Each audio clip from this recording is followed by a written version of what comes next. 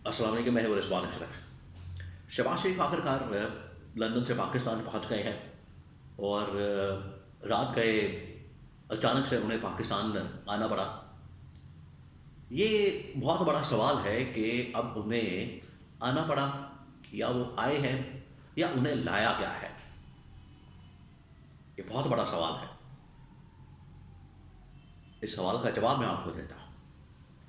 اس کے پیچھے حقیقت کیا ہے، اس کے بارے میں بڑی اہم ترین معلومات۔ نمبر 2، جیسے ہی وہ پاکستان پہنچے تو انہوں نے اسلام آباد کے بجائے لاہور میں لینڈنگ کرنے کا فیصلہ کیا کہ اسلام آباد میں کیپٹل میں نے نہیں اترنا بلکہ لاہور میں اترنا۔ اور لاہور میں ان کی پھر نواز شریف کے ساتھ ملاقات ہوتی ہے۔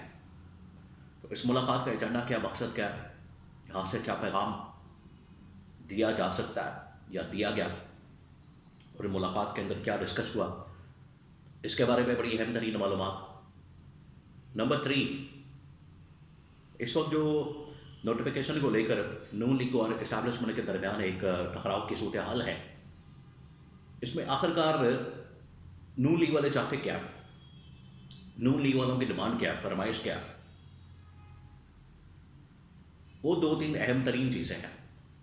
اس کے بارے میں بھی بڑی اہم ترین معلومات میرے پاس موجود ہے، وہ بھی آپ کے ساتھ میں شیئر کرتا ہوں۔ تو 3-4 بڑی بڑی خبریں ہیں جو اس وقت راولپنڈی اسلام آباد کے اندر ڈائریکٹ ایک کلاش کی صورتحال ہے، اور جو 1 پیج ہے وہ بھی فارغ ہو گیا ہے۔ تو ہو کیا رہا ہے؟ سب سے پہلے میں آپ کو یہ بتا دوں کہ عین موقع پر، عین ٹائم پہ جب نوٹیفیکیشن ہونا تھا، army chief general Asif Munir کی ریٹائرمنٹ ہونی تھی، وہ تاریخ تھی 29 نومبر 2025، آج سے تقریباً کوئی 3-4 دن پہلے۔ آج 2 دسمبر ہو گئی ہے اور 29 نومبر گزرے، 3-4 دن ہو گئے، لیکن ابھی تک نوٹیفیکیشن نہیں ہوا۔ اصولاً آئین اور قانون کے مطابق ایک دن پہلے یا ٹھیک 29 نومبر کو نوٹیفیکیشن ہو جاتا، اور آرمی چیف کی جو تعیناتی بطور CDF chief of defence forces, جو 27ویں آئینی ترمیم کے نتیجے میں عہدہ کریٹ کیا گیا، اب یہ تعینات ہو جاتے ہیں۔ لیکن عین موقع پر شہباز شریف بجائے پاکستان میں، اس اہم ترین موقع پر پاکستان میں رہنے کے بجائے اچانک سے ایک دورے پر جاتے ہیں بحرین، اور بحرین سے اچانک سے نکل جاتے ہیں لندن، اور لندن میں جا کے بیٹھ جاتے ہیں۔ بڑی ہی پر اسرار قسم کی، مسٹیریس قسم کی، بڑی ہی خفیہ قسم کی یہ ان کی وہاں سے روانگی ہوتی ہے، اور پھر پاکستان کے اندر اب انہیں آنا پڑا۔ تو ایک عین موقع پر شہباز شریف کی جانب سے یہ ایک دھوکہ دیا گیا، نمبر 1۔ نمبر 2، اب انہیں کیونکہ یہاں پر پریشر پڑ گیا کہ نوٹیفیکیشن چاہیے، اور نوٹیفیکیشن ہوگا تو معاملہ آگے چلے گا، وزیر اعظم یہاں سے غائب ہے، تو پھر ان کو ڈنڈا دیا گیا اور ان کو پیغام دیا گیا کہ آپ فوراً پاکستان پہنچیں۔ انہوں نے پہلے خبر چلائی کہ 5-6 دن کا قیام ہے وہاں پر، پھر انہوں نے خبر چلائی کہ ٹھیک ہے پاکستان آ رہے ہیں، پھر خبر چلائی کہ نہیں، ان کا اسٹے بڑھ گیا ہے، وہ مزید رہیں گے 5-10 دن اور۔ تو اب لگتا ہے ڈنڈا گیا، تو اس کے بعد ان کی واپسی ہوئی ہے، اور اب انہوں نے اسلام آباد کے بجائے لاہور کے اندر لینڈنگ کی، لاہور کے اندر یہ اترے ہیں، اور لاہور میں آ کے انہوں نے سب سے پہلے نواز شریف کے ساتھ ملاقات کی ہے۔ مسئلہ کیا ہے؟ نوٹیفیکیشن کو لے کر ان کے درمیان مسئلہ کیا ہے؟ پرابلم کہاں پر پھنسی ہوئی ہے؟ جو یہ کہہ رہے ہیں کہ نوٹیفیکیشن ہونا چاہیے، نہیں ہونا چاہیے، ہوگا، کب ہوگا، ڈیفینس منسٹر کے مطابق ہوگا، ابھی پروسیس جاری ہے۔ یعنی یہ کون سا پروسیس ہے؟ جب انہوں نے جنرل عاصم کو تعینات کرنا تھا بطور آرمی چیف، تو 2 مہینے پہلے پروسیس شروع ہو گیا تھا، مہینہ پہلے پروسیس شروع ہو گیا تھا، کہ اب ان کو یاد نہیں تھا کہ پروسیس شروع کرنا ہے۔ تاریخ گزرنے کے بعد یہ کہہ رہے ہیں ایک چیز کہ نوٹیفیکیشن تو چاہیے، جو یہ خبریں پھیلائی جاتی تھی کہ نوٹیفیکیشن کی ضرورت نہیں، وہ بلا بیانیہ تو بڑھ گیا، اور اب نوٹیفیکیشن کا پروسیس شروع ہو گیا ہے، تو تھوڑا صبر کریں، انتظار کریں۔ تو یہ بڑا واضح پیغام تھا اسٹیبلشمنٹ کو، ڈیفینس منسٹر کی جانب سے، خواجہ آصف کی جانب سے۔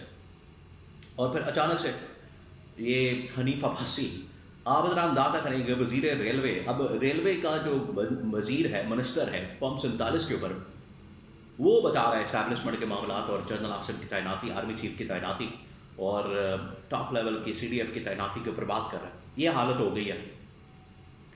تو اگر اسٹیبلشمنٹ اس طرح کے بندوں کے ذریعے سے آپریٹ ہوگی اور اسٹیبلشمنٹ کا پیغام اس طرح کے بندوں سے دیا جائے گا تو پھر آپ سمجھیں کہ پھر معاملہ بالکل ہی فارغ ہو گیا. یہاں تک آپ آ گئے. ڈیفینس منسٹر نے کہہ دیا کہ نوٹیفیکیشن پروسیس میں ہے. یہ کہہ رہے ہیں کہ سمجھو ہو گیا ہے، ہماری مرضی، ہمارا نوٹیفیکیشن ہماری مرضی. عجیب و غریب یہاں پر کھچڑی پکی ہوئی ہے. لیکن اصل صورتحال یہ ہے کہ نون لیگ اور اسٹیبلشمنٹ کے درمیان لڑائی اس بات کی ہے کہ ایک تو ڈیمانڈس CDF کا نوٹیفیکیشن چاہیے تو وہ ڈیمانڈس پوری کی جائے. وہ ڈیمانڈس جو کہ نواز شریف کر رہا ہے، وزیر اعظم بننے کی بھی ڈیمانڈ ہے، اور ایک تو انتقام بھی لے رہا ہے کہ اسے 2024 کے انتخابات میں 2/3 میجورٹی یا سمپل میجورٹی نہیں دلوائی گئی. آج دلوا دی گئی. آج اگر دلوائی جا سکتی تو تب بھی دلوائی جا سکتی تھی. سمپل میجورٹی مجھے دلواتے، میں وزیر اعظم بن جاتا. تو وہ جو انتقام کی آگ ہے، ایک اس کا بدلہ لیا جا رہا ہے. دوسرا وہ ڈیمانڈ اور وہ فرمائش کو شرائط کو پوری کرنے کے لیے یہ پریشر موجود ہے. نمبر 3، یہ جو اس وقت ہو رہا ہے یہ سارا کچھ اس وجہ سے کیا جا رہا ہے تاکہ CDF کا جو ایک عہدہ ہے وہ تو چلے، اس کے اوپر جنرل عاصم آ جائیں گے. نیچے 2 اہم ترین عہدے اس وقت جو نئے کریٹ کیے گئے، ایک deputy army chief, vice army chief, اور دوسرا جو اس وقت اسٹریٹجک پلاننگ ڈویژن، یعنی کہ جو ایٹم بم کا ادارہ اس کو کنٹرول کرتا ہے، اس کے اوپر بھی ایک تعیناتی ہونی ہے. اس کے اوپر تعیناتی نون لیگ اپنی مرضی سے چاہتی ہے. یہ ہے پرابلم اصل میں جو ان کے درمیان ایک بون آف کنٹینشن بنا ہوا ہے، ان کے درمیان جو ایک مسئلہ بنا ہوا ہے، ان کے درمیان جو ایک پرابلم بنی ہوئی ہے، وہ فرمائشیں، پھر ان پوزیشن کے اوپر اپنی مرضی کی تعیناتی. اور اگر یہاں سے جنرل عاصم علی کو بھی پروموٹ کیا جاتا ہے، 4 اسٹار جنرل بنا دیا جاتا ہے، تو DGI بھی اپنی مرضی کا. یہ دیکھیں 3 اہم ترین پوزیشن خالی ہو رہی ہیں. 2 تو خالی ہیں، ایک یہ بھی خالی ہو سکتی ہے. تو یہ بڑے اہم ترین معاملات ہیں. تو یہ اپنی مرضی سے کرنا چاہتے ہیں. اسٹیبلشمنٹ جنرل عاصم کو پتہ ہے، اور انہیں یہ بھی اندازہ ہو گیا ہے کہ یہ جو CDF کی ایک پوسٹ ہے یہ تو بڑی سیریمونیل قسم کی رہ جائے گی. اصل اختیارات کو ڈپٹی آرمی چیف کے پاس، ایٹم بم والے ادارے کے پاس، اسٹریٹجک پلاننگ ڈویژن کے پاس، DGI کے پاس. تو میں اوپر بیٹھ کے تو CDF بن کے کیا کروں گا اگر جنگ ہی نہیں ہوتی؟ بھائی جنگ ہوگی تو آپ کی ضرورت پڑے گی، جنگ نہیں ہوگی تو آپ کی ضرورت کیسے پڑے گی؟